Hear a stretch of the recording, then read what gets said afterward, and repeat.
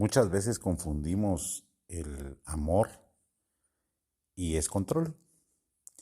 Hay heridas que duelen más porque vienen de la sangre, porque cuando el daño viene de la familia, no solo duele lo que pasa, duele de donde viene. Duele porque no viene de un enemigo, no viene de alguien lejano, no viene de una amistad, no viene de una persona que apenas conocemos.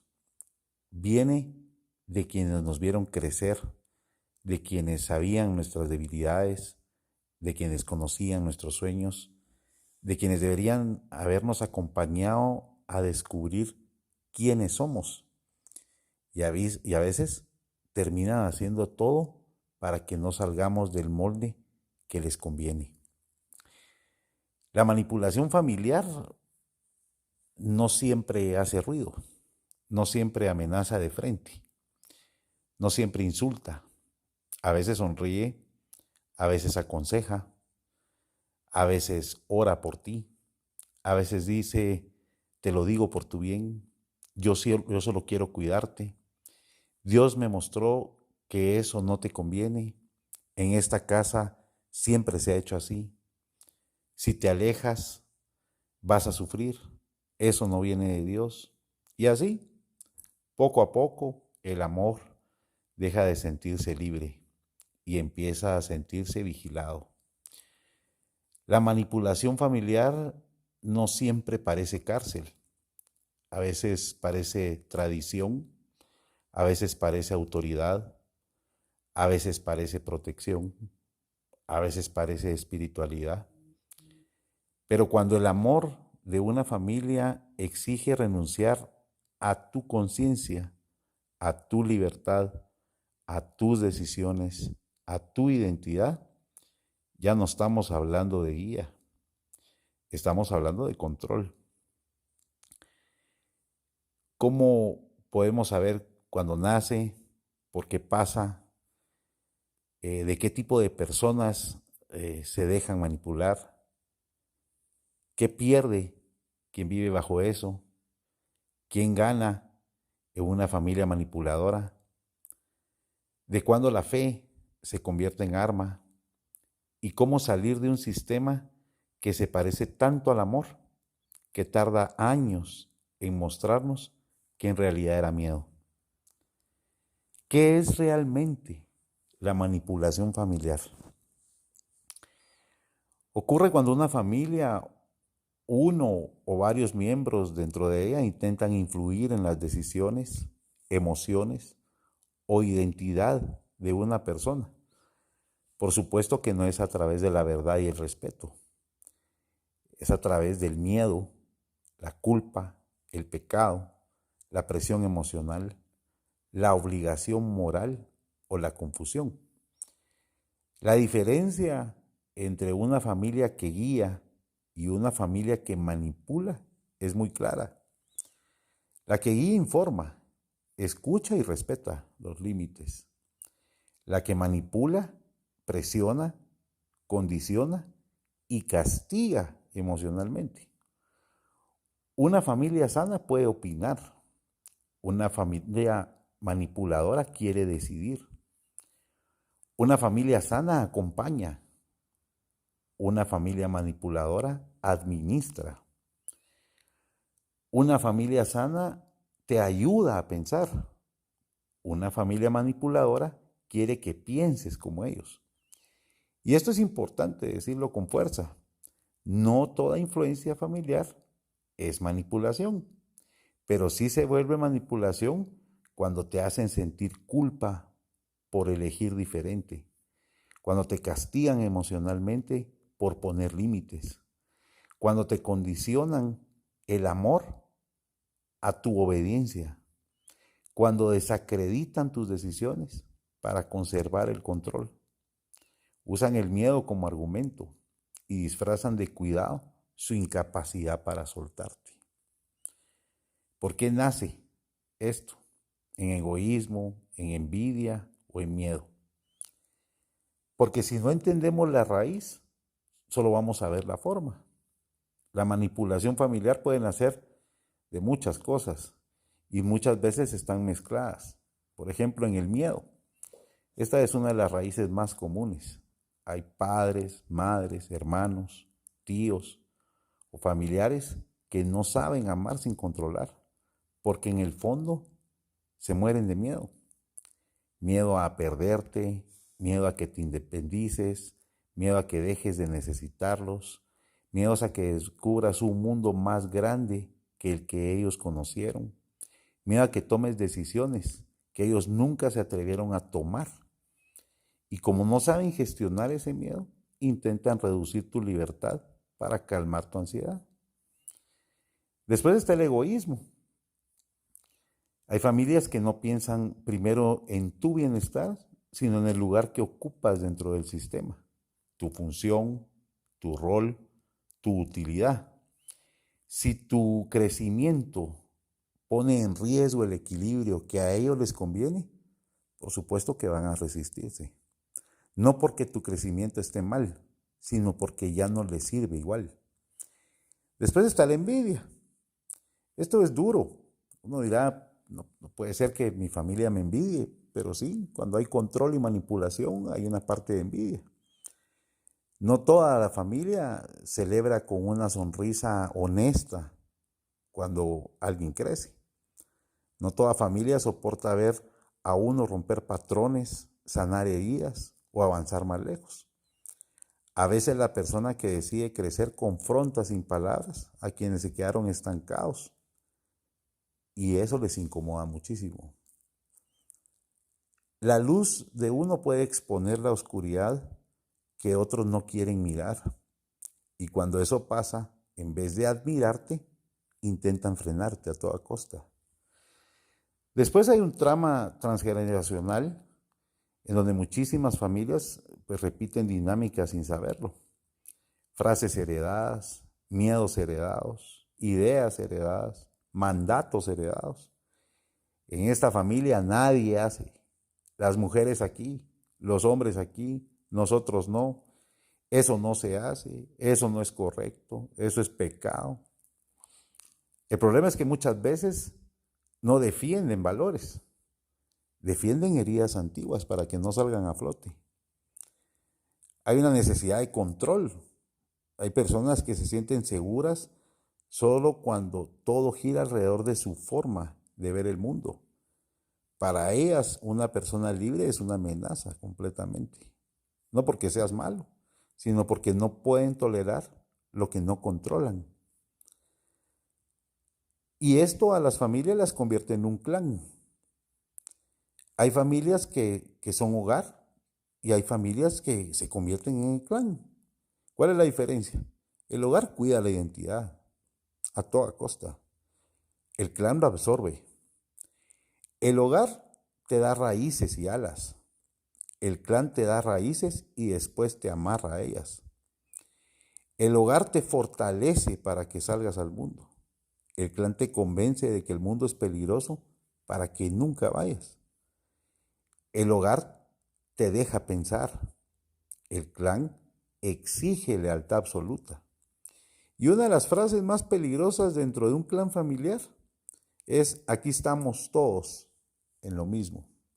Porque detrás de esa frase a veces se esconde algo terrible, que no se permite la individualidad. Cuando una familia se vuelve clan, ya no importa si algo es sano o no, importa si mantiene la cohesión del grupo. Entonces el objetivo deja de ser tu bienestar, pasa a ser tu permanencia. Y ahí es donde empiezan frases como: no te metas con esa gente, nosotros no confiamos en esa persona, la familia es primero pase lo que pase, no necesitas a nadie más. Si eliges eso, te estás alejando de nosotros. Tienes que encontrar a alguien igual que tú. Y poco a poco, la pertenencia se convierte en una forma de control. Y pasan en muchas familias a usar la fe como arma. Y este es un punto muy delicado y es peligroso también, porque cuando la manipulación usa la fe, ya no solo toca tus emociones, toca tu conciencia. Y cuando alguien usa a Dios para controlar decisiones humanas, el daño puede ser muy profundo. Dios me dijo que esa persona no te conviene. Dios me mostró que ese camino no es para ti. Eso no viene del Señor. Si haces eso, estás desobedeciendo a Dios. Tu paz está en obedecer lo que se te está diciendo. Y esto puede sonar espiritual, bonito, pero muchas veces no es fe, es control revestido de autoridad divina. Imagínense ustedes que Dios pusiera eso en la mente de la gente. Llevaríamos la contra de los que conocemos a Dios, que se basa en el amor, no en la culpa, en la manipulación, en el pecado. Dios nos bendice con las decisiones que tomamos, siempre. La decisión que nosotros tomamos, Él va a caminar con nosotros. La decisión que nosotros tomamos muchas veces la convertimos en nuestro propósito, que es lo que Él quiere. Y muchas veces renunciamos a nuestro propósito por la carga de culpa que nos pegan.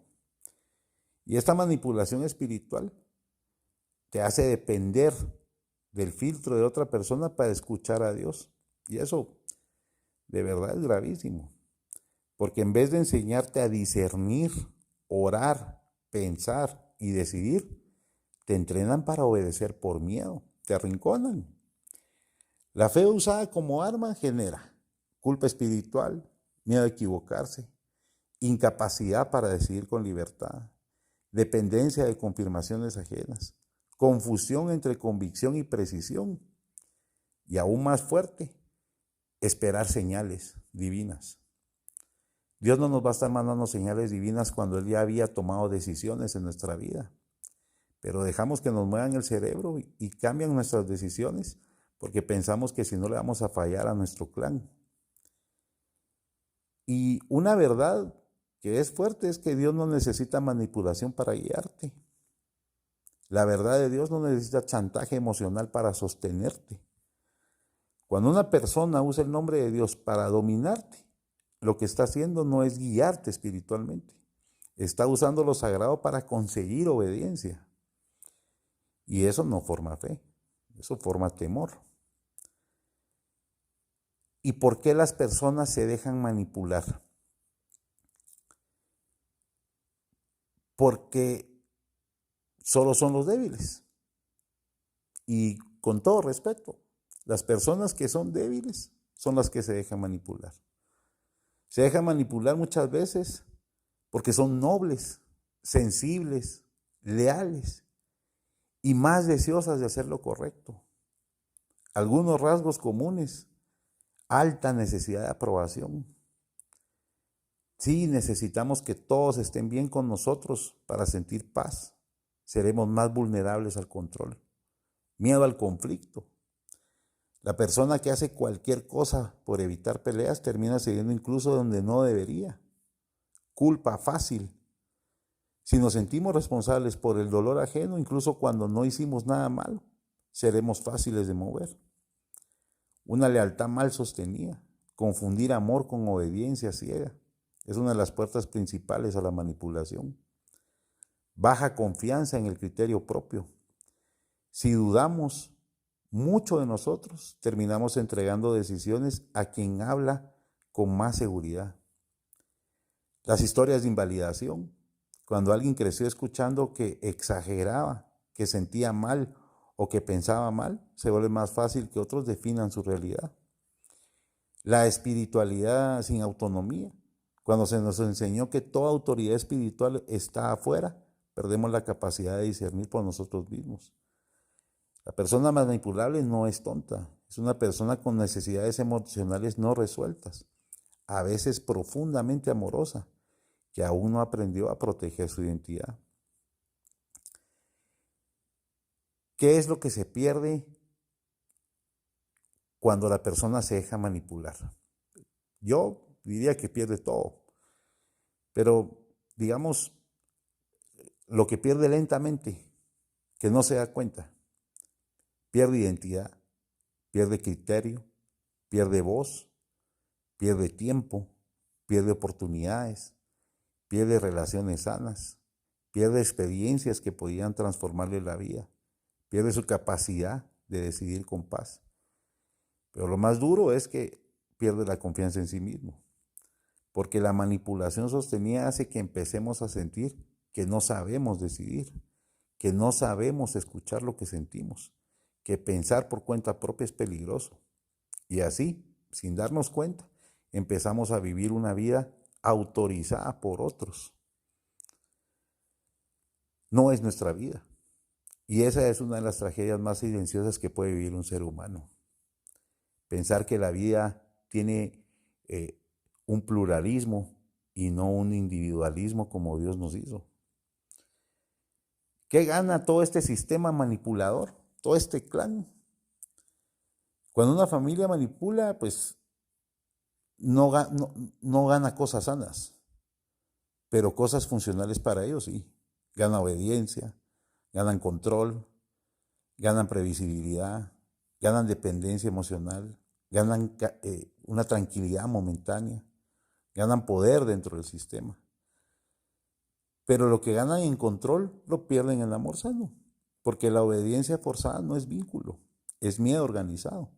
Y una familia puede parecer muy unida desde afuera, re bonitos todos compartiendo, sonriendo, saliendo con sus máscaras en las redes sociales,